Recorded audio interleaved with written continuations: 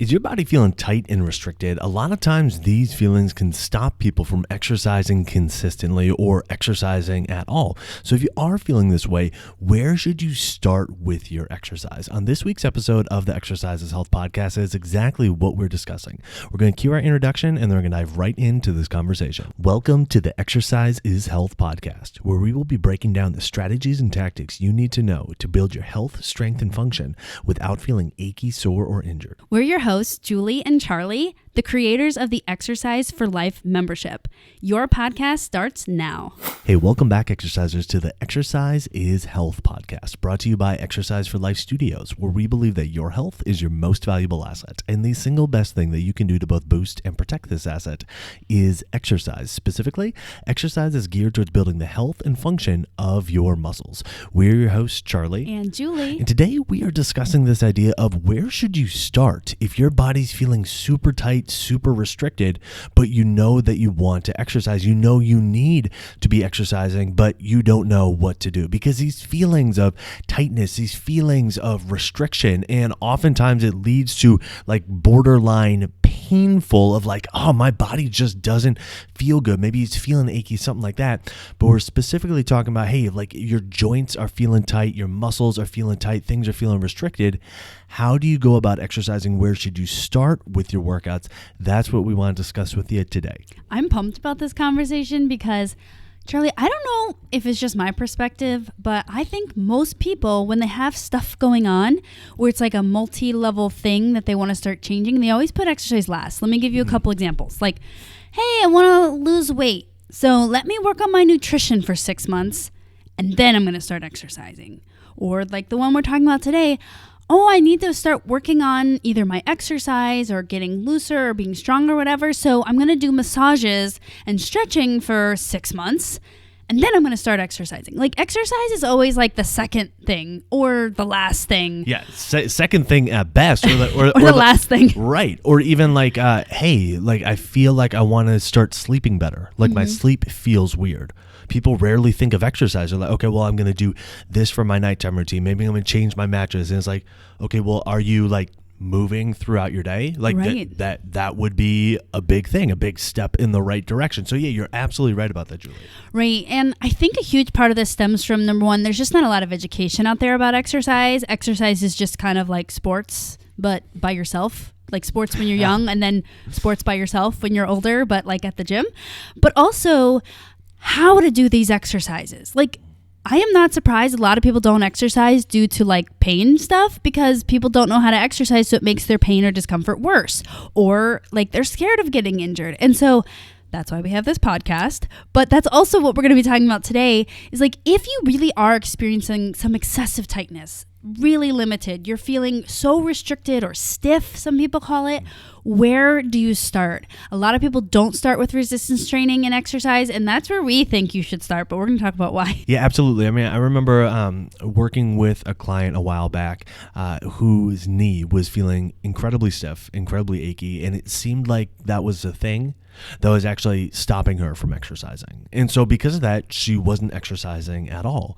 And then once we started applying the principles that we're going to discuss with you today and started doing so on a regular basis, getting her muscles stronger, getting her muscles functioning better, making sure that she was moving consistently strength training, everything that we're going to talk about, within a couple months, all of a sudden that tightness that had been there for like years started to go away and stayed away.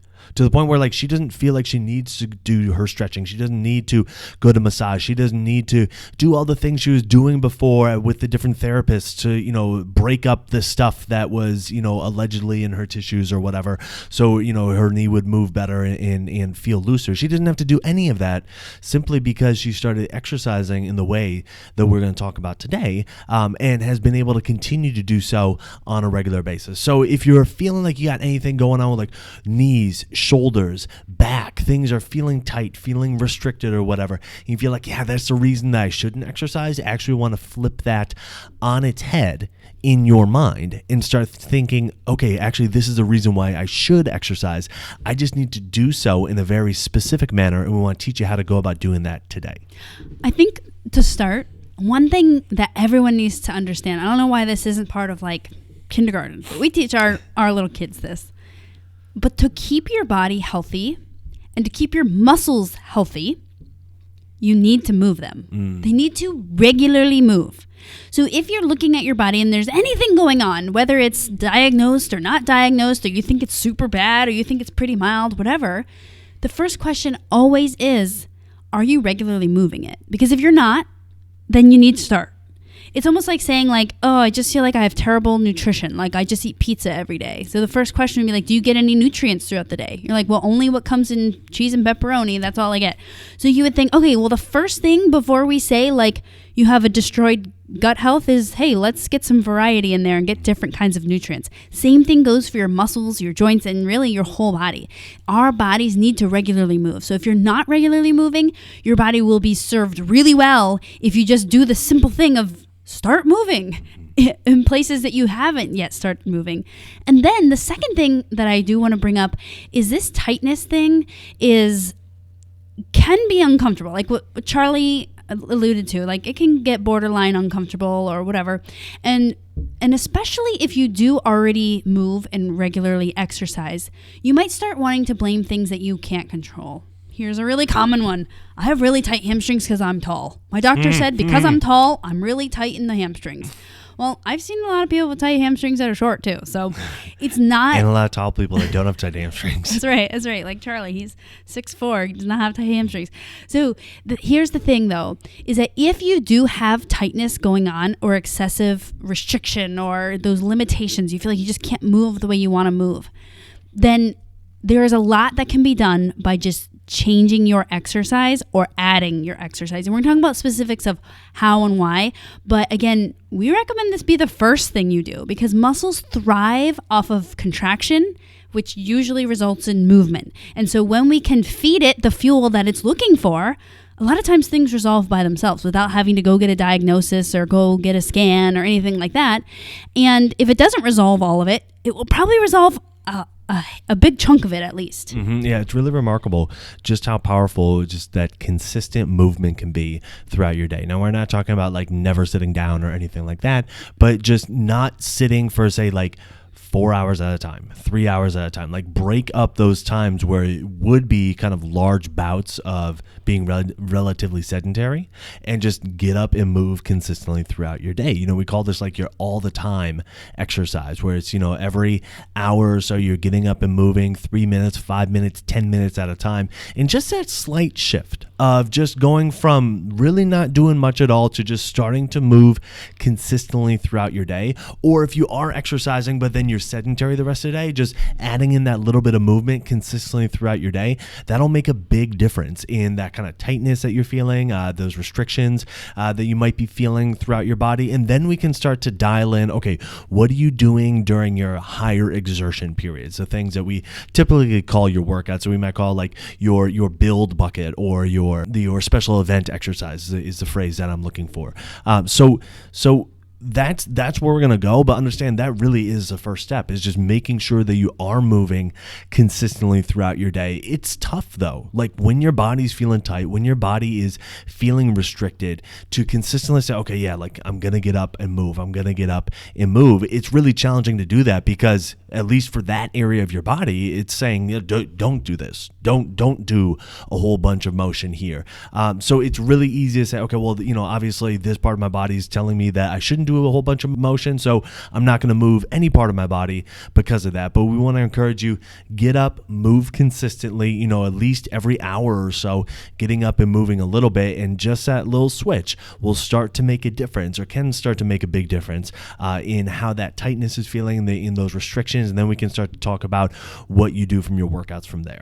So when we're thinking about it like that, Charlie, where you're thinking about getting up throughout your day, you're almost like trying to teach your body what is the normal environment that we're going to be in. Like think about the last time you took like a really long car ride, like 4 hours in the car, or your really long flight or something, and you stood up after those 4 hours and you're like, man, it feels so good to move. And you almost feel a little stiff. It's temporary, but you feel a little bit stiff, right?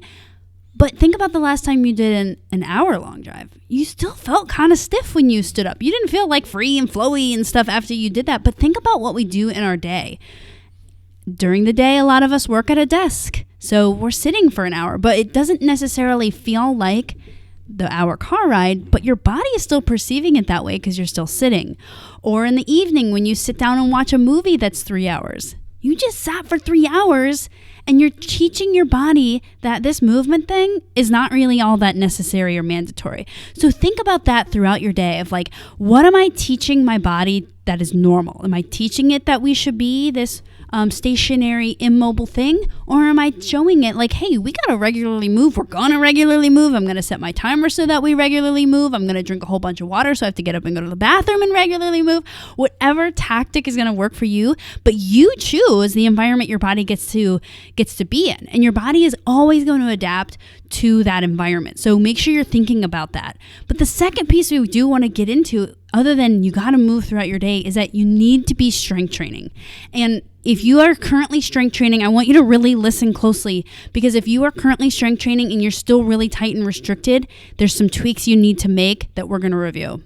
Absolutely. So there are really 4 key principles that you need to understand about resistance training in order to make sure that it will help to improve your flexibility, help to kind of reduce that tightness that you are experiencing throughout your body. And this is dramatically different than just going and lifting weights or going and doing a group class or something like this. Now, don't get me wrong. You can apply these principles to that group fitness atmosphere and get similar type results. Absolutely 100%. But I want it to be framed in your mind differently so you understand that this is not just about, like pumping iron, cranking out reps, everything like that. This is about stimulating your body, nudging your body, stimulating your muscles so you can go in the right direction, the direction that you want to go from a movement, flexibility, sensation standpoint, okay? And so the first thing that you need to understand is your range of motion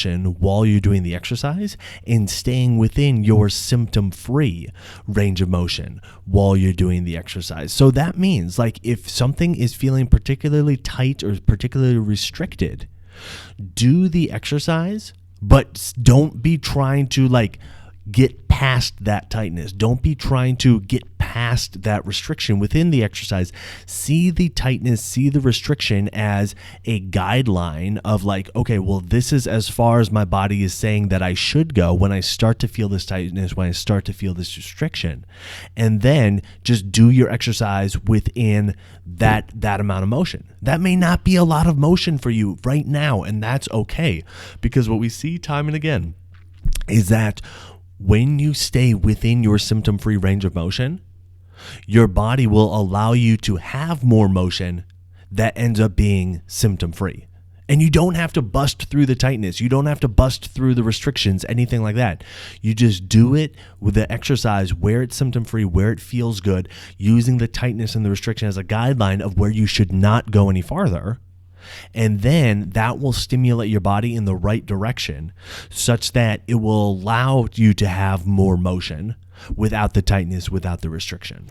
Okay, so let's walk through this together, because this is critical. And it's one that when you are exposed to exercise and when you are first learning about the gym, unless we are your first exposure, you were probably told that this tightness, stretching feeling is good. And we should lean or push into it a little bit more. And we're saying don't do that. Okay, so you're sitting on the leg press. Or let's take a squat, because everyone can do a squat without a machine. You're doing your squat, and you're going to slowly go down, and you're going to try to figure out, how far should I go down? You're like, well, Julie and Charlie, I'm listening to this because I'm restricted. That's why I'm listening to this. So let's say you go down 6 inches. And at 6 inches down, which is maybe a quarter squat for most people, not a full range, not like what you see in a magazine or what the instructors are doing, you start feeling like your muscles are starting to stretch, like that stretching tight feeling. And that's where we're telling you to stop and then return back up. Now, in your brain, you're probably thinking, yeah, but I probably should push through further. Aren't I trying to increase my range of motion, right? So shouldn't I just let my butt go lower, even though yada, yada, yada. What we want you to do is listen to your body. So your body at 6 inches down, for example, a quarter of a squat, is giving you a signal that it is tightening up. And that is telling you, this is my end. And you get the choice whether you're going to listen and respect your body's signals or ignore them. And so we recommend, and we see time and again, that when you actually stop and respect your motion, no matter what it looks like, no matter if it's a quarter squat, full squat, half squat, whatever, no matter what it looks like, as long as it's respectful of your range of motion, your motion will open up when your body's ready. And more often than not, unless there's some very, very serious issue going on, like multiple bone spurs all over the place, arthritis all over the place, structural issues, a broken bone, your body usually opens up really quickly, more quickly than we think. But we never usually give it the opportunity, right? No one ever usually does squats like this because we think, oh, I have to get my butt down. Oh, I have to get my butt to my heels. Oh, I have to look like the trainer or the instructor because that's the right, quote unquote, right way to do it. The right way to do an exercise is to match your range of motion and be listening to your body for signals that it should stop. Tight, pain, pinching, stretching. Those are all the same signal of stop, of don't go further. Your body has no other way to tell you when to stop except for those kinds of signals. So it's our job as the person, or our brain's job as the brain directing this exercise, to say like, oh, I'm feeling something other than muscle squeezing. I should stop and turn around. And you'll be shocked. The more that you do this, the more you'll see how your body will grow its range of motion by itself without you having to force it, meaning turn off your brain or push through pain signals or do intensive passive stretching. The more you respect your range of motion, listen to your body's cues, the more range your body is going to give you. Exactly. Now, this can seem counterintuitive for a couple different reasons. First of all is what we're traditionally taught, that if we want to increase our range of motion, then we need to kind of force the range of motion to increase. Like, our body's just not going to, improve its range of motion on its own. So, it is incumbent upon us to force our joints to move more than they want to at this moment. And that is the only way that our body will end up moving more. Like that has been the predominant thought for decades around like how to increase your range of motion. But the fact of the matter is, it's just not true. In fact, when you do respect your body's range of motion, don't continuously try to push through where it's telling you to stop moving, and do so in a very mindful way where you're trying to connect with your muscles and really stimulate your muscles, you will find that your range of motion does increase, and it can increase pretty dramatically. It's really cool. The other reason why this can be counterintuitive is because so often the advice from the mainstream fitness industry is exactly the opposite of this. Not only from a range of motion standpoint, but from like how to do an exercise standpoint. You'll say, okay, well, you need to do full range of motion, and they will give very normative standards of what full range of motion is. If you are doing a shoulder press, you go from this degree to this degree, and it's arms all the way up and arms all the way down. If you're doing a squat, you're going from standing, all the way until your butt touches your calves, or until you break parallel, or whatever, right? There's all these standards of like, well, if you're not doing it this way, then you're not doing the exercise like the right way, and then you're not going to get all the benefits of the exercise. And that in itself is complete nonsense as well. Now, sometimes this gets a little bit sticky because especially within like bodybuilding communities, there's this idea that tries to be taken advantage of called stretch mediated hypertrophy, which essentially means like one of the ways that bodybuilders will try to get their muscles to grow is by putting them on more of a stretch. That's not what we're talking about with this, okay? That strategy with exercise is done for a very specific population with a very specific goal in mind, all right? What we are talking about is, how in the world do you exercise when your body doesn't feel like going into those, extremes of stretches? And how can you exercise in a way that you can keep coming back to it? Okay, not how can you slap the most muscle onto your frame in over the next 5 to 10 years. This is the second episode in a row where I've knocked my microphone. If you're watching this on YouTube, you're seeing it. If you're listening to the podcast on Apple or Spotify, you're missing all these great visuals of me using my hands and just karate chopping my microphone. The mics. Exactly. Okay. So, point being is, if you're listening to this and you're thinking to yourself, okay, yeah, but what about this, this stretch mediated hypertrophy and everything like that? Look, there are so many ways to get your muscles to grow that have nothing to do with violating your range of motion. And so for most people, unless you are in like the nth degree of, the professional bodybuilding ranks, and you are really trying to maximize every mechanism that you can in order to build more muscle, you don't really need to focus on doing the stretch mediated hypertrophy thing in order to build muscle. There are so many ways that won't violate your range of motion, that will actually respect how your joints are moving on that day and how your neuromuscular system is oriented on that day, with far fewer risks of negative repercussions. So just understand where we're coming from with that.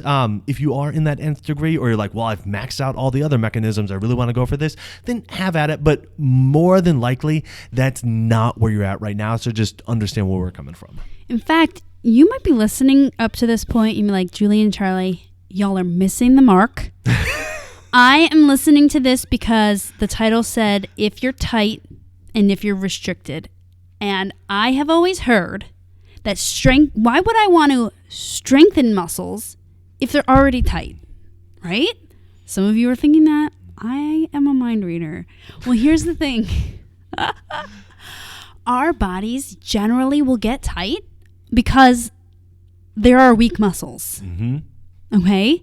When your body can't handle motion, i.e. it's too weak to do motion, or your body's like getting a stress signal like, don't let them put their limb over there. Don't let them touch down. Don't let them have a big motion in their spine.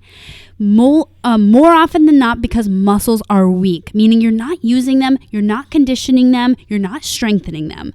And so that's why the biggest thing is, if you have tight muscles and you're listening to this, you've probably already tried stretching, and you were probably hoping we were going to give you that one magical stretching tip that you hadn't already gotten, but you already have 50 of them. Or a certain massage technique that is going to finally be the one that relaxes all the muscles. So all of these modalities, massage, stretching, trigger point, something, whatever, anything that relaxes your body as the modality to make change is like in one category, okay? And you've probably already done a whole bunch of that, right?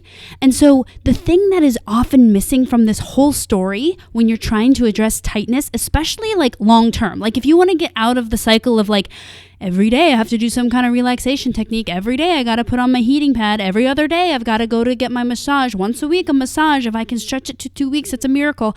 That's like a cycle of like your body saying, no, we need to restrict, and you forcing relaxation. So if you want to get out of that cycle, the biggest thing you can do is to start strength training, but being sure that you're being respectful of your range of motion. And yes, we know this sounds counterintuitive, but as soon as you do it, especially like once or twice, you're going to realize, dang, they were right.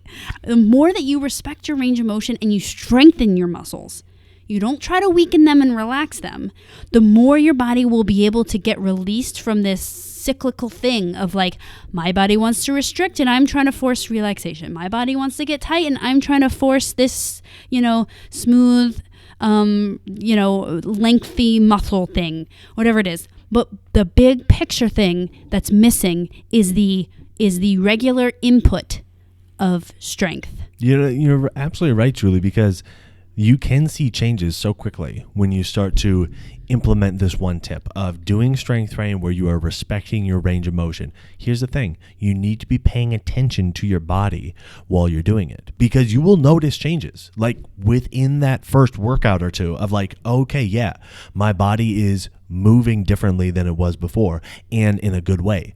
But if you are looking for like giant changes, well, you're going to be like, oh, this thing doesn't work. No. This is going to be, it will start off subtle. And the more you do it, the more and more and more noticeable it will become, in part because you're becoming better in tune with what's going on with your body. But the other aspect of this is most ways of resistance training, most ways of strength training that people do actually lead to them feeling tighter, actually lead to them feeling more restricted, all right? And so if nothing else, you'll be doing your strength training in a way that doesn't leave you feeling that way, that actually leaves you feeling not tighter, not more restricted, all the negative stuff that we typically associate with resistance training, like, oh gosh, I don't want to lift legs today, like I'm not going to be able to walk tomorrow, everything's going to be so aching and tight.